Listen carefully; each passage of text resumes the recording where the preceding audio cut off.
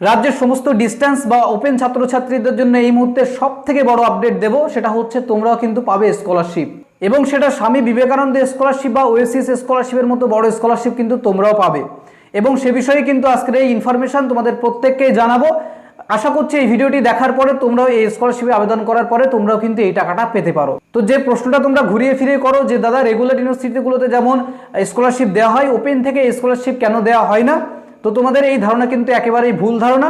Open ইউনিভার্সিটিগুলোতেও কিন্তু scholarship দেওয়া হয়, কিন্তু সেক্ষেত্রে কিন্তু নির্দিষ্ট কিছু শর্ত অনুসরণ করতে হয়। তো সেই শর্তগুলো কি কি তোমাদের বলবো, কারা কারা আবেদন করতে পারবে কারা পারবে না, অর্থাৎ যোগ্য এবং অযোগ্যদের একটা তালিকা কিন্তু আমি দেবো, এবং তোমাদেরকে একদম প্র্যাকটিক্যালি দেখিয়ে দেবো কিভাবে তোমরা আবেদন করবে, কোন কোন যোগ্যতা লাগবে।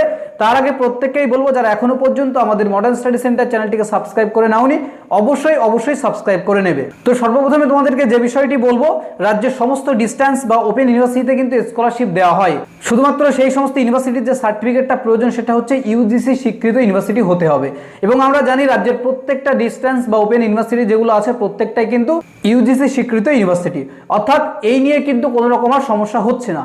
এবং এখন প্রশ্ন হচ্ছে যে তাহলে স্কলারশিপে আবেদন আমরা কিভাবে করব এবং কারা আবেদন করতে পারবে। তো প্রথমত বলি, রেগুলার ইউনিভার্সিটিতে যেমন প্রত্যেকটা ছাত্রছাত্রী তারা কিন্তু ভর্তি হওয়ার সাথে সাথেই এই স্কলারশিপে আবেদন করতে পারে, কিন্তু রেগুলারে যে সমস্ত ছাত্রছাত্রীরা আছে তাদের ক্ষেত্রে কিন্তু একটু আলাদা শর্ত আছে, যে শর্তগুলো তোমরা অনেকেই জানো না। এই শর্তগুলোর জন্যই কিন্তু তোমরা এই স্কলারশিপের টাকাটা এখনো পর্যন্ত পাও না। তো শর্তগুলো তোমাদেরকে বলবো, যারা এই শর্তগুলোর মধ্যে পড়বে না তারা প্রত্যেকেই কিন্তু স্কলারশিপে আবেদন করতে পারবে। তো এই স্কলারশিপ পাওয়ার প্রথম এবং প্রধান শর্ত হচ্ছে যারা আন্ডার গ্রাজুয়েশন এবং পোস্ট গ্রাজুয়েশন কোর্স করছো, অনেকেই তোমরা আছো যারা বিভিন্ন কর্মসূত্রে ব্যস্ত, অর্থাৎ রেগুলার ইউনিভার্সিটিতে যেটা হয় না, কিন্তু ওপেন যে সমস্ত ইউনিভার্সিটি আছে সেখানে দেখা যায় যে অনেক ছাত্রছাত্রী আছে যারা শুধুমাত্র ডিগ্রির জন্য এই কোর্সটা করে, কিন্তু তারা বিভিন্ন চাকরি সূত্রে বা অনেক সরকারি চাকরিতেও তারা কিন্তু যুক্ত। তো সেক্ষেত্রে প্রথম এবং প্রধান শর্ত হচ্ছে যদি কোনো ছাত্র বা ছাত্রী ওপেন ইউনিভার্সিটি থেকে পাঠরত অবস্থায় তারা কোনো সরকারি চাকরিতে কর্মরত থাকে, অর্থাৎ তারা যদি কোনো সরকারি বেতনভুক্ত কর্মচারী হয়, তারা কিন্তু এই স্কলারশিপের টাকা পাবে না।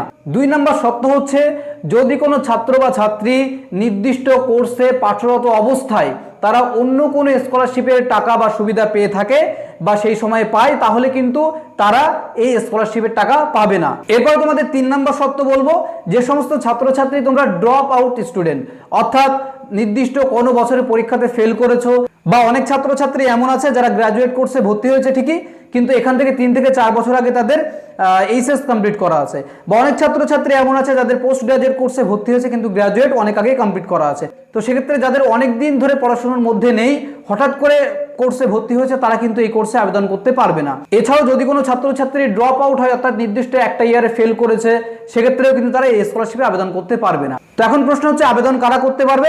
যারা রেগুলার স্টুডেন্ট, কোনো সরকারি প্রকল্পের সাহায্য পায় না, যারা চাকরিরত নয়, তারা প্রত্যেকেই কিন্তু আবেদন করতে পারবে। তবে এই আবেদন করার ক্ষেত্রেও কিন্তু একটা শর্ত আছে। আমরা যেমন রেগুলার স্টুডেন্টের ক্ষেত্রে দেখি তারা কিন্তু কলেজে ভর্তি হওয়ার সাথে সাথেই এই স্কলারশিপে আবেদন করতে পারে, কিন্তু যারা ডিস্টেন্স অর্থাৎ ওপেন ইউনিভার্সিটিতে পাঠরত তারা কিন্তু ভর্তি হওয়ার সাথে সাথেই আবেদন করতে পারে না। এক্ষেত্রেও কিন্তু একটা অত্যন্ত গুরুত্বপূর্ণ শর্ত মানতে হয়। এই শর্তটা যদি মানতে পারো তাহলে কিন্তু প্রত্যেকেই তোমরা আবেদন করতে পারবে এবং প্রত্যেকের অ্যাকাউন্টে কিন্তু এই স্কলারশিপের টাকা তোমরা পাবে। তো সেই অত্যন্ত গুরুত্বপূর্ণ শর্তটা কি সেটা তোমাদেরকে বলবো। তোমরা অনেকেই হয়তো ভাবছো যে আমরা ভর্তি হওয়ার সাথে সাথে আবেদন করতে পারবো না, এটা রেগুলারের ক্ষেত্রে হয়, কিন্তু যখন তুমি ওপেন ইউনিভার্সিটিতে ভর্তি হচ্ছ তখন কিন্তু ভর্তি হওয়ার সাথে সাথেই তুমি আবেদন করতে পারবে না। তোমাকে আগে আন্ডার গ্রাজুয়েট বা পোস্ট গ্রাজুয়েট কোর্সে 1 বছর পড়াশোনা করতে হবে। পড়াশোনা করার পরে যদি তুমি কোনো পেপারে ফেল না করো, অর্থাৎ সম্পূর্ণভাবে তুমি পাস করে যাও এবং 60% যদি তোমার নাম্বার থাকে আন্ডার গ্রাজুয়েট বা পোস্ট গ্রাজুয়েট কোর্সে, তখন কিন্তু তুমি এই স্কলারশিপের জন্য সম্পূর্ণভাবে এলিজিবল হয়ে যাবে, অর্থাৎ আবেদন করতে পারবে, এবং এই আবেদনের টাকা কিন্তু তোমার 100% অ্যাকাউন্টে আসবে। সুতরাং যারা তোমরা প্রশ্ন করছিলে যে ওপেন ইউনিভার্সিটিগুলোতে স্কলারশিপের টাকা পাওয়া যায় কিনা, তাহলে অবশ্যই কিন্তু ওপেন ইউনিভার্সিটিগুলোতে স্কলারশিপের টাকা পাওয়া যায়। তবে সেক্ষেত্রে যে শর্তগুলো তোমাদেরকে বললাম সেই সমস্ত শর্ত পূরণ করলে তবেই তোমরা কিন্তু ফর্ম ফিল আপ করলে প্রত্যেকেই এই টাকা পাবে। তো আশা করছি তোমরা বুঝতে পেরেছো। এই রিলেটেড যদি তোমাদের কোনো রকম কোনো প্রশ্ন থাকে অবশ্যই তোমরা কমেন্ট বক্সে কমেন্ট করে আমাদেরকে সরাসরি প্রশ্ন করতে পারো, আমরা চেষ্টা করবো যথাসাধ্য উত্তর দেওয়া।